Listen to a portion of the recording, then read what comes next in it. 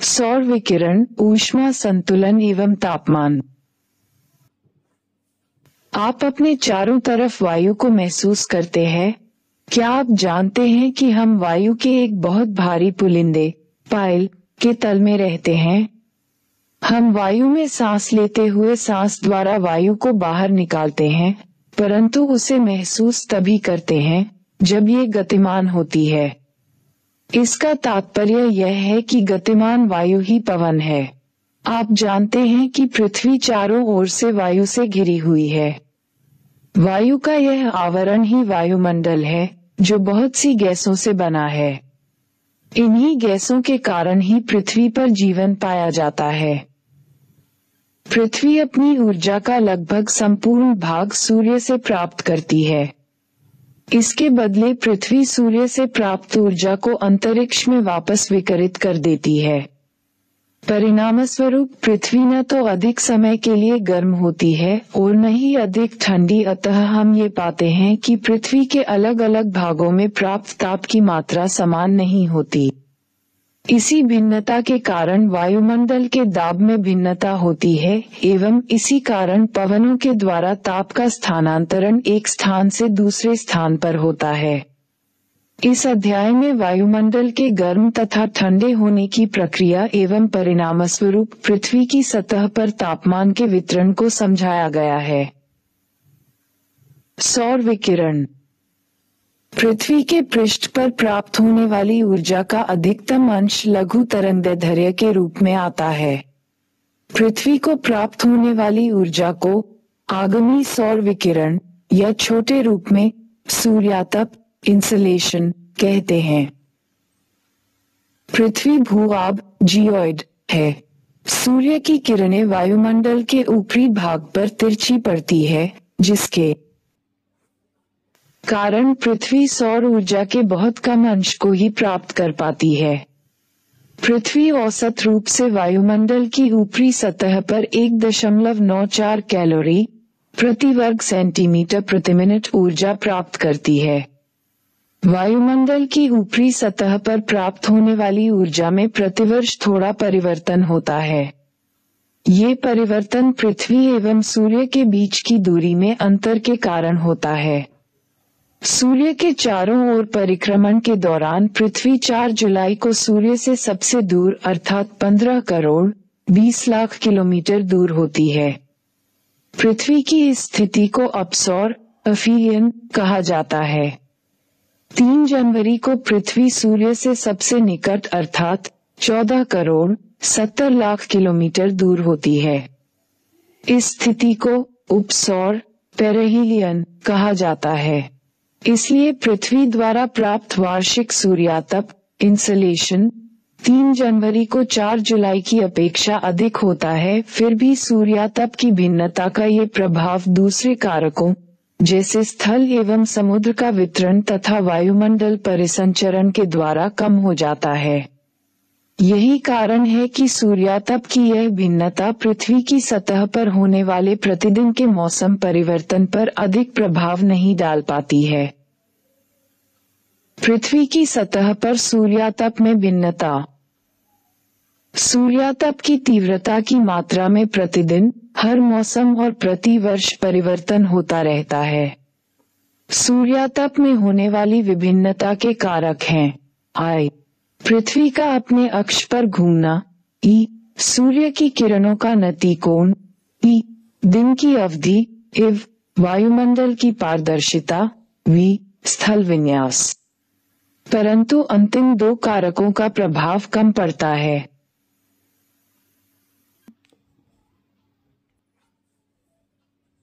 ये तथ्य है कि पृथ्वी का अक्ष सूर्य के चारों ओर परिक्रमण की समतल कक्षा से 66 आधा डिग्री का कोण बनाता है, जो विभिन्न अक्षांशों पर प्राप्त होने वाले सूर्यातप की मात्रा को बहुत प्रभावित करता है। सूर्यातप की मात्रा को प्रभावित करने वाला दूसरा कारक किरणों का नतिकोण है। ये किसी स्थान के अक्षांश पर निर्भर करता है। अक्षांश जितना उच्च होगा, अर्थात ध्रुवों की ओर, किरणों का नतिकोण उतना ही कम होगा। अतएव सूर्य की किरणें तिरछी पड़ेगी। तिरछी किरणों की अपेक्षा सीधी किरणें कम स्थान पर पड़ती हैं। किरणों के अधिक क्षेत्र पर पड़ने के कारण ऊर्जा वितरण बड़े क्षेत्र पर होता है तथा प्रति इकाई क्षेत्र को कम ऊर्जा मिलती है। इसके अतिरिक्त तिरछी किरणों को वायुमंडल की अधिक गहराई से गुजरना पड़ता है, अतः अधिक अवशोषण, प्रकीर्णन एवं विसरण के द्वारा ऊर्जा का अधिक ह्रास होता है। सौर विकिरण का वायुमंडल से होकर गुजरना। लघु तरंगदैर्घ्य वाले सौर विकिरण के लिए वायुमंडल अधिकांशतः पारदर्शी होता है। पृथ्वी की सतह पर पहुंचने से पहले सूर्य की किरणें वायुमंडल से होकर गुजरती हैं। क्षुब्मंडल में मौजूद जलवाष्प, ओजोन तथा अन्य किरणें अवरक्त विकिरण, इंफ्रारेड रेडिएशन को अवशोषित कर लेती हैं। क्षुब्मंडल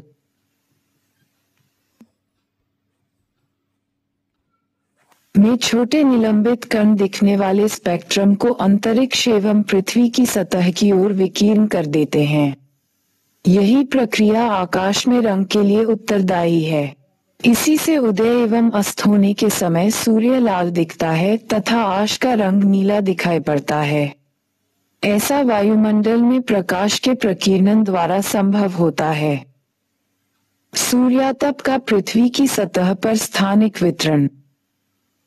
धरातल पर प्राप्त सूर्यातप की मात्रा में उष्णकटिबंध में 320 वॉट प्रति वर्ग मीटर से लेकर ध्रुवों पर 70 वॉट प्रति वर्ग मीटर तक भिन्नता पाई जाती है। सबसे अधिक सूर्यातप उपोष्णकटिबंधीय मरुस्थलों पर प्राप्त होता है, क्योंकि यहाँ मेघाच्छादन बहुत कम पाया जाता है। उष्णकटिबंध की अपेक्षा विषुवत वृत्त पर कम मात्रा में सूर्यातप प्राप्त होता है। सामान्यतः एक ही अक्षांश पर स्थित महाद्वीपीय भाग पर अधिक और महासागरीय भाग में अपेक्षितया कम मात्रा में सूर्यातप प्राप्त होता है। शीत ऋतु में मध्य एवं उच्च अक्षांशों पर ग्रीष्म ऋतु की अपेक्षा कम मात्रा में विकिरण प्राप्त होता है। वायुमंडल का तापन एवं शीतलन। वायुमंडल के गर्म और ठंडा होने के अनेक तरीके हैं। प्रवेशी सौर विकिरण से गर्म होने के बाद पृथ्वी सतह के निकट स्थित वायुमंडलीय परतों में दीर्घ तरंगों के रूप में ताप का संचरण करती है। पृथ्वी के संपर्क में आने वाली वायु धीरे धीरे गर्म होती है। निचली परतों के संपर्क में आने वाली वायुमंडल की ऊपरी परतें भी गर्म हो जाती हैं। इस प्रक्रिया को चालन, कंडक्शन कहा जाता है। चालन तभी होता है जब असमान ताप वाले दो पिंड एक दूसरे के संपर्क में आते हैं। गर्म पिंड से ठंडे पिंड की ओर ऊर्जा का प्रवाह चलता है। ऊर्जा का स्थानांतरण तब होता रहता है जब तक दोनों पिंडों का तापमान एक समान नहीं हो जाता अथवा उनमें संपर्क टूट नहीं जाता। वायुमंडल की निचली परतों को गर्म करने में चालन, कंडक्शन महत्वपूर्ण है। पृथ्वी के संपर्क में आई वायु गर्म होकर धाराओं के रूप में लंबवत उठती है और वायुमंडल में ताप का संचरण करती है। वायुमंडल के लंबवत तापन की यह प्रक्रिया संवहन, कन्वेक्शन कहलाती है। ऊर्जा के स्थानांतरण का ये प्रकार केवल क्षोभमंडल तक सीमित रहता है। वायु के क्षैतिज संचलन से होने वाला ताप का स्थानांतरण अभिवहन, एडवेक्शन कहलाता है। लंबवत संचलन की अपेक्षा वायु का क्षैतिज संचलन सापेक्षिक रूप से अधिक महत्वपूर्ण होता है। मध्य अक्षांशों में दैनिक मौसम में आने वाली भिन्नताएं केवल अभिवहन के कारण होती हैं। उष्णकटिबंधीय प्रदेशों में, विशेषत उत्तरी भाग में गर्मियों में चलने वाली स्थानीय पवन लू इसी अभिवहन का ही परिणाम है। पृथ्वी द्वारा प्राप्त प्रवेशी सौर विकिरण, जो लघु तरंगों के रूप में होता है, पृथ्वी की सतह को गर्म करता है। पृथ्वी स्वयं गर्म होने के बाद एक विकिरण पिंड बन जाती है और वायुमंडल में दीर्घ तरंगों के रूप में ऊर्जा का विकिरण करने लगती है। यह ऊर्जा वायुमंडल को नीचे से गर्म करती है। इस प्रक्रिया को पार्थिव विकिरण कहा जाता है। दीर्घ तरंगदैर्घ्य विकिरण वायुमंडलीय गैसों, मुख्यतः कार्बन डाइऑक्साइड एवं अन्य ग्रीन हाउस गैसों द्वारा अवशोषित कर लिया जाता है। इस प्रकार वायुमंडल पार्थिव विकिरण द्वारा अप्रत्यक्ष रूप से गर्म होता है, न कि सीधे सूर्यातप से। तदुपरांत वायुमंडल विकिरण द्वारा ताप को अंतरिक्ष में संचरित कर देता है। इस प्रकार पृथ्वी की सतह एवं वायुमंडल का तापमान स्थिर रहता है। पृथ्वी का ऊष्मा बजट। चित्र 9.2 में पृथ्वी के ऊष्मा बजट को दर्शाया गया है। पृथ्वी ऊष्मा का न तो संचय करती है न ही ह्रास करती है। यह अपने तापमान को स्थिर रखती है। ऐसा तभी संभव है जब सूर्य विकिरण द्वारा सूर्यातप के रूप में प्राप्त ऊष्मा एवं पार्थिव विकिरण द्वारा अंतरिक्ष में संचरित ताप बराबर हो। मान लें कि वायुमंडल की ऊपरी सतह पर प्राप्त सूर्यातप 100% है। वायुमंडल से गुजरते हुए ऊर्जा का कुछ अंश परावर्तित, प्रकीर्णित एवं अवशोषित हो जाता है। केवल शेष भाग ही पृथ्वी की सतह तक पहुंचता है। 100 इकाई में से 35 इकाइयां पृथ्वी के धरातल पर पहुंचने से पहले ही अंतरिक्ष में परावर्तित हो जाती है। 27 इकाइयां बादलों के ऊपरी छोर से तथा 2 इकाइयां पृथ्वी के हिमाच्छादित क्षेत्रों द्वारा परावर्तित होकर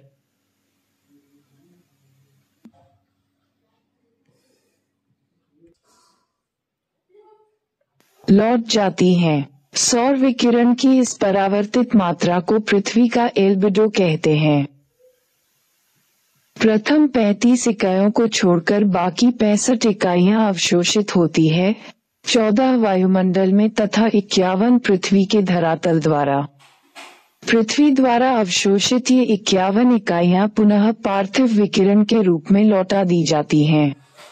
इनमें से 17 इकाइयां तो सीधे अंतरिक्ष में चली जाती हैं और 34 इकाइयां वायुमंडल द्वारा अवशोषित होती है, 6 इकाइयां स्वयं वायुमंडल द्वारा, 9 इकाइयां संवहन के जरिए और 19 इकाइयां संघनन की गुप्त ऊष्मा के रूप में वायुमंडल द्वारा 48 इकाइयों का अवशोषण होता है। इनमें 14 इकाइयां सूर्यातप की और 34 इकाइयां पार्थिव विकिरण की होती हैं। वायुमंडल विकिरण द्वारा इनको भी अंतरिक्ष में वापस लौटा देता है। अतः पृथ्वी के धरातल तथा वायुमंडल से अंतरिक्ष में वापस लौटने वाली विकिरण की इकाइयां क्रमशः 17 और 48 हैं, जिनका योग 65 होता है। वापस लौटने वाली ये इकाइयां उन 65 इकाइयों का संतुलन कर देती हैं जो सूर्य से प्राप्त होती हैं। यही पृथ्वी का ऊष्मा बजट अथवा ऊष्मा संतुलन है। यही कारण है कि ऊष्मा के इतने बड़े स्थानांतरण बावजूद भी पृथ्वी न तो बहुत गर्म होती है और न ही कि ठंडी होती है। पृथ्वी की सतह पर कुल ऊष्मा बजट में भिन्नता।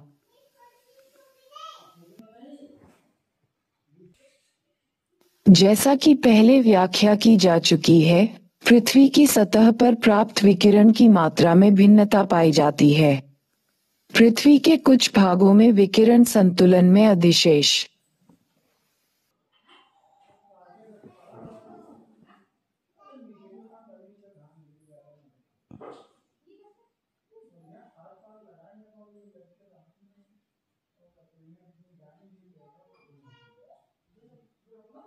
सरप्लस पाया जाता है, परंतु कुछ भागों में ऋणात्मक संतुलन होता है। चित्र 9.3 में पृथ्वी वायुमंडल तंत्र के शुद्ध विकिरण में अक्षांशीय भिन्नता को दर्शाया गया है। ये चित्र दर्शाता है कि शुद्ध विकिरण में अधिशेष 40 डिग्री उत्तरी एवं दक्षिणी अक्षांशों में अधिक है, परंतु ध्रुवों के पास कमी डेफिसिट पाई जाती है। उष्णकटिबंधीय क्षेत्रों से ताप ऊर्जा ध्रुवों की ओर पुनर्वितरण होता है, फलस्वरूप उष्णकटिबंध ताप संचयन के कारण बहुत अधिक गर्म नहीं हो और न ही उच्च अक्षांश अत्यधिक कमी के कारण पूरी तरह जमे हुए हैं। तापमान वायुमंडल एवं भूपृष्ठ के साथ सूर्यातप की अन्योन्य क्रिया द्वारा जनित ऊष्मा तापमान के रूप में मापा जाता है। जहां ऊष्मा किसी पदार्थ कणों के अणुओं की गति को दर्शाती है, वहीं तापमान किसी पदार्थ या स्थान के गर्म या ठंडा होने का डिग्री में माप है। तापमान के वितरण को नियंत्रित करने वाले कारक। किसी भी स्थान पर वायु का तापमान निम्नलिखित कारकों द्वारा प्रभावित होता है। I, उस स्थान की अक्षांश रेखा। E, समुद्र तल से उस स्थान की उत्तुंगता। E, समुद्र से उसकी दूरी। IV, वायु संति का परिसंचरण। V, उष्ण तथा ठंडी महासागरीय धाराओं की उपस्थिति। V, स्थानीय कारक। अक्षांश लैटिट्यूड, किसी भी स्थान का तापमान उस स्थान द्वारा प्राप्त सूर्यातप पर निर्भर करता है। ये पहले ही बताया जा चुका है कि सूर्यातप की मात्रा में अक्षांश के अनुसार भिन्नता पाई जाती है, अतः तदनुसार तापमान में भी भिन्नता पाई जाती है। उत्तुंगता एल्टीट्यूड, वायुमंडल पार्थिव विकिरण द्वारा नीचे की परतों में पहले गर्म होता है। यही कारण है कि समुद्र तल के पास के स्थानों पर तापमान अधिक तथा ऊंचे भाग में स्थित स्थानों पर तापमान कम होता है। अन्य शब्दों में तापमान सामान्यतः उत्तुंगता बढ़ने के साथ घटता है। उत्तुंगता के बढ़ने के साथ तापमान के घटने की दर को सामान्य ह्रास दर नॉर्मल लैप्स रेट कहते हैं। सामान्य ह्रास दर प्रति 1000 मीटर की ऊंचाई बढ़ने पर 6.5 डिग्री सेल्सियस है। समुद्र से दूरी, किसी भी स्थान के तापमान को प्रभावित करने वाला दूसरा कारक समुद्र से उस स्थान की दूरी है। स्थल की अपेक्षा समुद्र धीरे धीरे गर्म और धीरे धीरे ठंडा होता है। स्थल जल्दी गर्म और जल्दी ठंडा होता है, इसलिए समुद्र के ऊपर स्थल की अपेक्षा तापमान में भिन्नता कम होती है। समुद्र के निकट स्थित क्षेत्रों पर समुद्र एवं स्थलीय समीर का सामान्य प्रभाव पड़ता है और तापमान सम रहता है। वायुसंति तथा महासागरीय धाराएं, स्थलीय एवं समुद्री समीरों की तरह वायुसंतियां भी तापमान को प्रभावित करती हैं। उष्ण वायुसंतियों वार्म एयर मासेस से प्रभावित होने वाले स्थानों का तापमान अधिक एवं शीत वायुसंतियों कोल्ड एयर मासेस से प्रभावित स्थानों का तापमान कम होता है। इसी प्रकार ठंडी महासागरीय धारा के प्रभाव के अंतर्गत आने वाले समुद्र तटों की अपेक्षा गर्म महासागरीय धारा के प्रभाव में आने वाले तटों का तापमान अधिक होता है। तापमान का वितरण। जनवरी और जुलाई के तापमान के वितरण का अध्ययन करके हम पूरे विश्व के तापमान वितरण के बारे में जान सकते हैं। मानचित्रों पर तापमान वितरण सामान्यतः समताप रेखाओं की मदद से दर्शाया जाता है। यह वह रेखा है जो समान तापमान वाले स्थानों को जोड़ती है। चित्र 9.4 अ एवं ब जनवरी तथा जुलाई में होने वाले धरातल पर वायु के तापमान के वितरण को दर्शाता है। सामान्यतः तापमान पर अक्षांश के प्रभाव को मानचित्र में स्पष्ट रूप से देखा जा सकता है, क्योंकि समताप रेखाएं प्रायः अक्षांश के समानांतर होती हैं। इस सामान्य प्रवृत्ति में विचलन विशेष रूप से उत्तरी गोलार्ध में जुलाई की अपेक्षा जनवरी में अधिक स्पष्ट होता है। दक्षिणी गोलार्ध की अपेक्षा उत्तरी गोलार्ध में स्थलीय भाग अधिक है, इसलिए भूसंति और समुद्री धारा का प्रभाव वहां स्पष्ट होता है। जनवरी में समताप रेखाएं महासागर के उत्तर और महाद्वीपों पर दक्षिण की ओर विचलित हो जाती हैं। इसे उत्तरी अटलांटिक महासागर पर देखा जा सकता है। उष्ण महासागरीय धाराएं गल्फ स्ट्रीम तथा उत्तरी अटलांटिक महासागरीय ड्रिफ्ट की उपस्थिति से उत्तरी अटलांटिक महासागर अधिक गर्म होता है तथा समताप रेखाएं उत्तर की तरफ मुड़ जाती हैं। सतह के ऊपर तापमान तेजी से कम हो जाता है और समताप रेखाएं यूरोप में दक्षिण की ओर मुड़ जाती हैं। ये साइबेरिया के मैदान पर ज्यादा स्पष्ट होता है।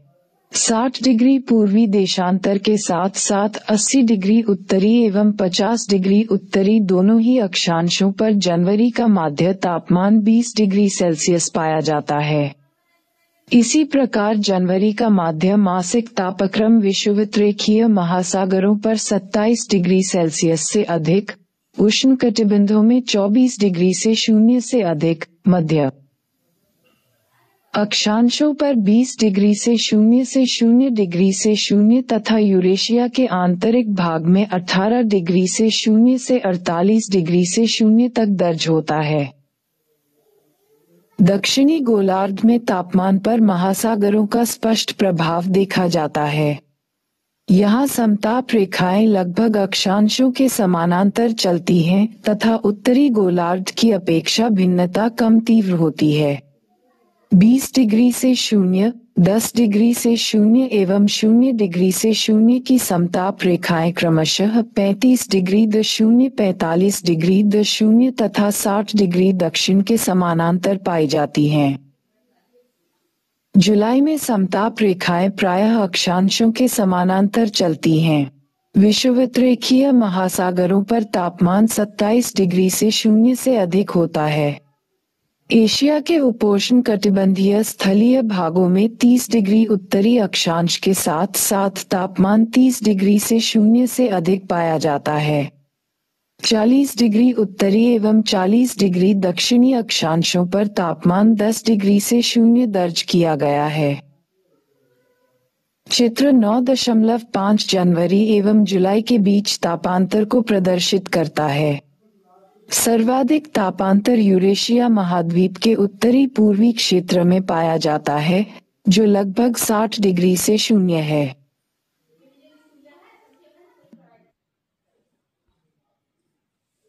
इसका मुख्य कारण महाद्वीपीयता, कॉन्टिनेंटलिटी है।